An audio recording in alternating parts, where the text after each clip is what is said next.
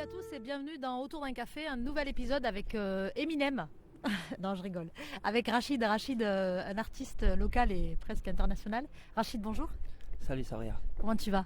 Je dis ça parce qu'on a mis beaucoup de temps pour pouvoir se capter. T'as un planning assez chargé et du coup je te remercie. Je sais également que cet exercice c'est pas trop ton kiff, du coup je te remercie beaucoup.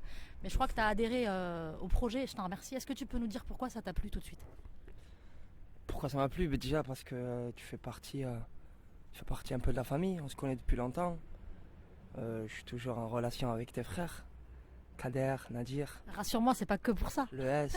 Puis on a grandi ensemble aussi, donc Oui, on a fait du rap ensemble. on a fait du rap ensemble, on se connaît depuis longtemps. Donc voilà pourquoi déjà d'une j'ai accepté. Et peu importe le sujet, peu importe le thème. C'est la confiance avant tout. La force. Donc, Merci voilà. beaucoup en tout cas. L'idée c'est que les personnes qui vont regarder cette vidéo vont découvrir une partie de Rachid qu'ils ne connaissent pas forcément et qui découvrent, qui apprennent à te connaître un petit peu plus. Et puis à la fin, comme tu le sais, tu seras garant du coup du relais, puisque le but c'est de créer une chaîne. Et on t'invitera donc à nommer quelqu'un, ou la personne que tu souhaites que j'interviewe. Alors Rachid, tu as commencé le rap très très jeune. Est-ce que tu peux rapidement nous dire ton parcours? Qu'est-ce qui t'a amené à poser des mots qu'est-ce qui du coup après t'en as fait une carrière? Comment tu peux nous Expliquer un peu le parcours. Ben, j'ai commencé dans une MJC, plus ou moins une péniche, qui était dans notre quartier qui s'appelait l'île de Thau. Il y avait un groupe qui s'appelait Les Disciples, à l'époque les Disciples du Move. Donc voilà, on est rentré dans cette MJC, on a fait un peu de danse, on a fait un peu de scratch, on a fait un peu de rap. Et puis on est tombé amoureux de du hip-hop, on est tombé amoureux de ce phénomène à l'époque. Puis on a commencé à faire des ateliers d'écriture qui se passaient à la passerelle, donc ici à Sète. Et voilà, j'ai pris plaisir, on a kiffé. On a créé le groupe Les Demi-Portions en 96. Du coup, ça, c'est un nom que tu as gardé, demi-portion. Est-ce qu'aujourd'hui, tu n'as pas l'impression que c'est pas forcément péjoratif, mais du coup, comme c'est demi-portion, ça reste quand même. De ouf. Ouais, donc c'est une partie de ton histoire. Du coup, ça, c'est un nom que tu veux garder? Ouais, exactement. Ça fait partie des choses qui n'ont pas été calculées. Ouais. Et c'est un groupe. C'est pas un nom que tu as envie de changer? Non, du tout. C'est un truc qui me correspond depuis longtemps. Puis ouais, exactement. Je suis pas costaud. On fait les choses. Donc encore une demi-portion du coup. Exactement, je reste une demi-portion. C'est assez symbolique je trouve, mais aussi parce que tu es quand même quelqu'un d'assez humble. Je suis venue te voir moi en concert il n'y a pas longtemps et j'ai été assez émue parce que je trouve que vraiment la musique, tu la transcendes et on a l'impression que tu vis tes paroles, c'est pas que ce soit un rôle, mais que du coup c'est vraiment, je crois même t'avoir vu pleurer, tellement que tu es transcendé par le public, et du coup c'est un autre Rachid qu'il y a sur scène, ou c'est finalement celui que personne ne connaît vraiment? Ouais, bonne question. Bah ouais, c'est le fait d'être peut-être un peu calme dans la vie. Du coup sur scène, ça me permet d'être quelqu'un d'autre et un peu de me libérer, c'est un peu ça. Je réfléchis beaucoup. Je suis un gars qui passe 80% dans ma vie à réfléchir et 20% à agir. Un peu trop du coup ou pas? Ouais, un peu trop, beaucoup de recul. Vu qu'à 7, il n'y a que le vent, il n'y a que la mer, il n'y a pas grand chose à faire, donc ça me permet de réfléchir et ensuite de bien actionner ce que j'ai envie de faire. Mais ouais, et sur scène, ça me permet aussi de me lâcher. Et je sais pas, c'est magique, tu vois. Après sur scène. Je crois que c'est ça le terme. Je crois que c'est un terme, c'est un peu de la magie. Moi, je te connais, hein, du coup, on a effectivement grandi ensemble et tout, mais il n'y a pas longtemps, quand je suis venue te voir au Rockstore, j'avais vraiment l'impression de découvrir quelqu'un d'autre, en fait. C'est pas que je t'ai jamais vu sur scène, mais je trouve que bon, déjà, tu as grandi en tant qu'artiste, comme tous les artistes, hein, on avance, on évolue. Et du coup, là, je trouvais vraiment qu'il y avait, il y a très peu d'artistes chez qui on retrouve cette façon et cette facilité de. En fait, je crois qu'il y a une sorte de communication, de communion avec ton public, et c'est pour ça que je t'ai posé cette question. Est-ce que vraiment c'est ce Rachid-là, du coup, ou est-ce que c'est les deux Rachid? Parce que là, aujourd'hui, effectivement, on est posé, t'es posé. C'est ton parcours. Carrément. Et quand tu es sur scène... Ouais, c'est différent la scène. Puis je suis toujours avec la même famille, tu vois, je suis toujours entouré des mêmes. Et c'est une preuve, c'est une revanche un peu sur tout ce travail qu'on a eu, tout ce qu'on a fait. C'est un peu un rêve de gosse, tu vois, de pouvoir faire plaisir à un public, à lui montrer tout simplement qu'on a essayé de faire les choses bien. Et Dieu merci, on se prend la tête pour ça. On a des gens qui nous soutiennent, qui nous suivent depuis maintenant près de 20 ans. Et je suis content de faire des concerts. Je fais plus de concerts que de stream. Mais ouais, je kiffe les concerts. Je kiffe rencontrer. Je suis tous les week-ends pas chez moi, donc je pars à la rencontre. Ça, c'est des sacrifices quand même. Beaucoup, ouais, beaucoup de sacrifices, mais on m'a pas mis le couteau sur la gorge, tu vois. Donc non, c'est que du kiff. On donne un peu son corps et son esprit à la musique finalement. Ouais, quand on fait ce métier. C'est un mélange. J'en ai besoin. De toute façon, je reste chez moi, je fais rien. Donc c'est un besoin de bouger et de voir autre chose. Et puis maintenant, avec l'âge, pouvoir écrire autre chose. Et donc voilà, la palette est tellement large, la musique a évolué. C'est magnifique. Est-ce que tu te qualifies comme un artiste engagé ? Il n'y a pas longtemps, tu as soutenu les Gilets jaunes quand il y a eu au tout début des événements. Tu as déjà écrit aussi sur la Palestine. Du coup, dans tes textes, tu essayes quand même aussi de faire passer un certain message. Enfin, je veux dire, tu chantes pas non plus pour... Enfin, tu rappes pas. Y a aussi... Ouais, je pense que ça... On n'a plus envie de réfléchir aujourd'hui, en 2019. Malheureusement, la musique a pris une partie pop, dansante, festif. Et j'ai gardé ce côté-là qui est un peu parolier, un peu porte-parole de ceux qui ne peuvent plus parler, ceux qui sont un peu en galère, ceux qui ont des difficultés, ceux qui sont issus des quartiers populaires, ceux qui sont tout simplement en manque de souffle. Donc voilà, moi je peux parler en leur nom et je me sens pas du tout révolutionnaire ni engagé, mais dire les choses. Aujourd'hui, 20 ans après, je pense qu'on se doit de dire des choses, on se doit de faire un petit constat, sans trop faire la morale, mais ouais, je me dois de parler quand j'écris, je me dois de parler de quelque chose et de viser quelque chose, même. C'est mon combat, quoi. Après. T'as grandi dans un milieu exclusivement féminin. T'as perdu ton papa assez jeune, du coup. Est-ce que ton histoire personnelle, elle a largement contribué au fait que tu aies choisi cette voie justement du rap ? Parce que le moment où tu perds ton père, je crois que tu avais 14 ans, 15 ans.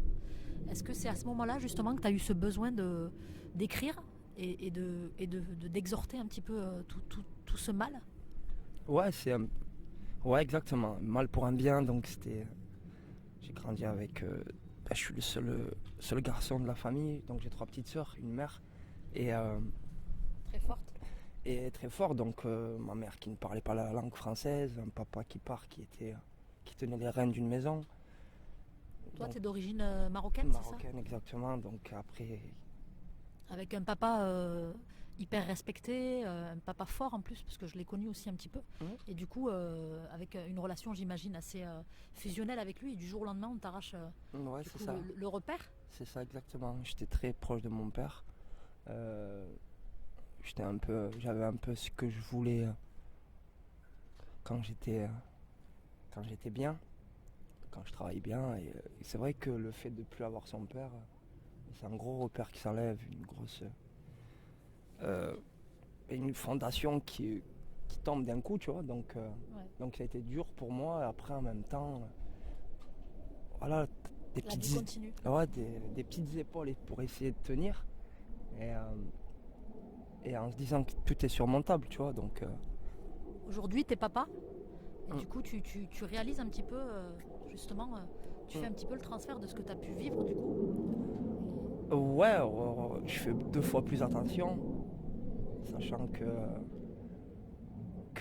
on n'a qu'une vie. Et voilà, qu'il faut être prévoyant, qu'il faut être... Donc ouais, je fais attention à l'avenir. L'avenir, justement, c'est quoi? Tu as créé un festival, en plus, bon, déjà, au-delà du fait que tu t'autoproduis, c'est ça, hein, tu es complètement indépendant. C'est ça. Ça, c'était un choix aussi d'avoir cette liberté. Ouais, exactement, un choix de vie. Puis en même temps, on est indépendant parce qu'on n'avait pas les moyens de faire autrement. Donc voilà, c'était une forme de liberté. Et aujourd'hui, on a créé ce festival, on en est au 4e. C'est un carton?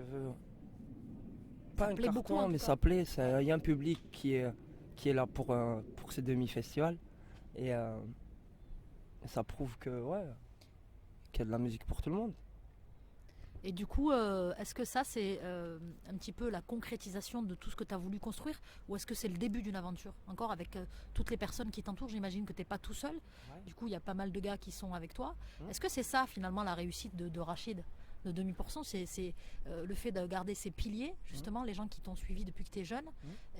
Est-ce que c'est cette humilité, cette transcendance, justement, sur scène? Parce que moi, je suis venue au Demi-Festival aussi. J'ai écouté aussi ton premier album, tu fais honneur aussi à Georges Brassens. Est-ce que le fait justement de ne pas oublier d'où on vient, qui on est, ça compte vachement quand on est un artiste?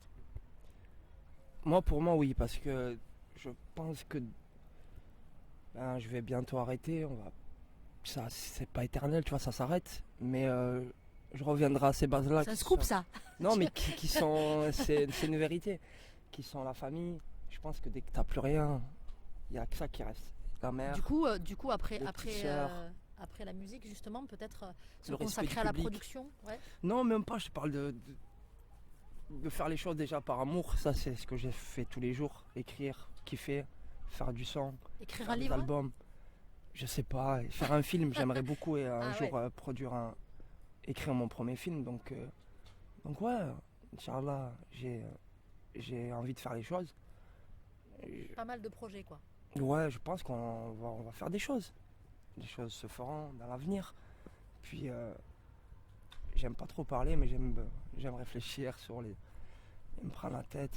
Mais j'ai tellement envie de faire des choses que... Justement, les prochaines choses ou les projets, là, les prochains, c'est quoi? Des concerts internationaux, peut-être? Dans d'autres... c'est dur. International, c'est dur. T'as vu, on a joué pas trop à l'étranger, mais je remercie tous les organisateurs qui nous ont invités, tu vois, c'est déjà pas mal. C'est quand même pas mal d'inviter Demi-Portion en Nouvelle-Calédonie. Oui, merci à Pablo, merci à tous ces gens qui nous invitent. Parce qu'on n'est vraiment pas du tout dans le milieu Star System. Oui, mais ça c'est parce que justement, on n'est pas obligé d'être une Star System, on est aimé par, je veux dire, à toi tout seul déjà, tu arrives pas mal à fédérer autour de toi. Mais c'est pas facile. Il y a quand même un public qui te suit, quoi. Ouais. Et puis il y a des jeunes aussi qui s'identifient vachement à toi et qui ont envie de faire comme toi. Et du coup, je crois que ça, on peut que le respecter, quoi, parce que ça se fait sur la durée. Ouais. Et exactement, ça se fait sur la durée. Et puis moi, si j'ai un conseil à dire, c'est qu'il y a moyen de faire les choses aujourd'hui. Tu peux les faire. Il faut juste persévérer, croire en. Donc après la Nouvelle-Calédonie, les States. Non, franchement, j'aimerais juste faire de la musique, qu'il y ait 50 personnes, 100 personnes. Tu sais, moi, aujourd'hui, je fais beaucoup de concerts, je fais des petites salles, je fais des bars, salles, ouais. Je fais des grosses salles, je fais des festivals. Tu as fait une grosse salle à Paris, tu as fait le... On a fait tout, on a fait le bateau phare, on a fait la miroiterie, on a fait la Bellevilloise, ensuite on a fait la Cigale. La Cigale, ouais. Après on a fait l'Olympia, mais on a fait vraiment plein de petites salles avant, tu vois, donc c'est vraiment pas du jour au lendemain. C'est ça le secret finalement, c'est la proximité. Ouais. Après, il y a moyen de faire les choses, je dis juste qu'il faut croire et respecter. L'inspiration, elle s'arrête pas? Si, elle s'arrête des fois. C'est un trou noir, comme dit mon classe. Comment tu fais pour la retrouver du coup? Comment je fais pour trouver l'inspiration? Comment je fais pour écrire? Comment je fais pour trouver mes thèmes? C'est un secret. Voilà. C'est un secret. Voilà. Ok, on va pas percer le secret, on va rester là du coup. Rachid, on arrive quasiment au terme de notre interview. En tout cas, je te remercie beaucoup pour ta confiance. C'est toi qui les cherches. Autour d'un kawa. Un tour de Rawa à la tienne. Et du coup, tu sais, à la fin des interviews, j'aime bien. Je fais le cache-café en fait. Et le cache-café, c'est soit un proverbe, une personne pour toi qui a compté ou qui compte. Un livre, un film, un truc que tu as kiffé pour que les gens apprennent à te connaître un peu plus. Du coup, est-ce que pour toi, il y a un proverbe, est-ce qu'il y a un truc que tu dis tous les matins ou est-ce qu'il y a un truc qui te vient tous les jours et que tu te dis, ouais, voilà, ça c'est un truc que je me répète souvent, une personnalité qui compte pour toi?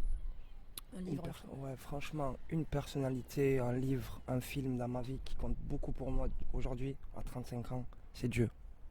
Donc, ok, voilà. donc t'es croyant. Donc Dieu... C'est pas une personnalité puisque... Tu m'as parlé de toutes ces choses qui peut-être, tu vois, qui n'ont pas un sens, mais pour revenir à la foi. C'est Dieu, ouais, Dieu. Et que Dieu qui me donc t'as la foi en fait. Ouais, tout est... On pardonne, on croit en Dieu, on fait tout grâce à Dieu. Donc voilà. Rachid, merci beaucoup. Merci à tous d'avoir suivi Autour d'un café. Alors, comme vous le savez, Rachid fait partie de la chaîne. Donc, vous avez vu que dans Autour d'un café, il y a plein de personnes qui m'ont contacté. Du coup, j'ai fait les interviews parce que, voilà, par respect, on va voir les gens, on voit ce qu'ils font. Il y a des gens qui ont des choses fabuleuses à raconter. Rachid, lui, il a été nominé par Adeline. Et du coup, Rachid, aujourd'hui, tu as la lourde responsabilité. Tu peux nous le dire tout de suite ou après, on verra, on le découvrira ensemble, de donner en fait le fil continu de l'aventure. Est-ce que tu sais déjà vers qui je vais aller? Réfléchi. Ok, tu y réfléchis. J'ai déjà réfléchi. Ah, tu as déjà réfléchi. Je vais te donner le nom. Il s'appelle Rémi Gaillard. Ok, d'accord.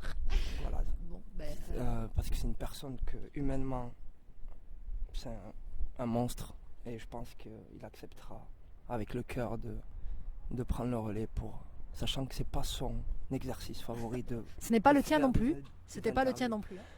En espérant qu'il l'accepte. Bon, de toute façon, s'il l'accepte pas, tu me donneras notre nom du coup. Avec plaisir. Il n'y a pas de souci. De toute façon, c'est super important qu'on continue la chaîne, du coup, puisqu'on veut voir où est-ce que ça peut nous mener. D'accord. Et vers qui ça va nous mener. Donc, c'est pas obligé que ce soit des personnalités connues ou voilà, c'est des personnalités connues, moins connues. Voilà, donc, il est du secteur et voilà. T'es de Montpellier, il est de Montpellier. Voilà. Merci à tous et on se dit à bientôt avec une nouvelle interview, une nouvelle personne, un nouveau lieu et à bientôt autour d'un café. Ciao, ciao. Et n'hésitez pas à vous abonner, à liker, à partager. Ciao, ciao. Gardez le sourire pour m'en sortir. Yeah. Rien n'est éternel, on s'endort, c'est le bordel. On voit pas la vie en rose au milieu des chrysanthèmes. On continue de se battre malgré la crise sur terre. Il n'y a que la musique qui restera immortelle. Rien n'est éternel, on s'endort, c'est le bordel. On voit pas la vie en rose au milieu des chrysanthèmes. On continue de se battre malgré la crise sur terre. Il n'y a que la musique qui restera immortelle. Rien n'est éternel, on s'endort, c'est le bordel. On voit pas la vie en rose au milieu des chrysanthèmes. On continue de se battre malgré la crise sur terre. Il n'y a que la musique qui restera immortelle.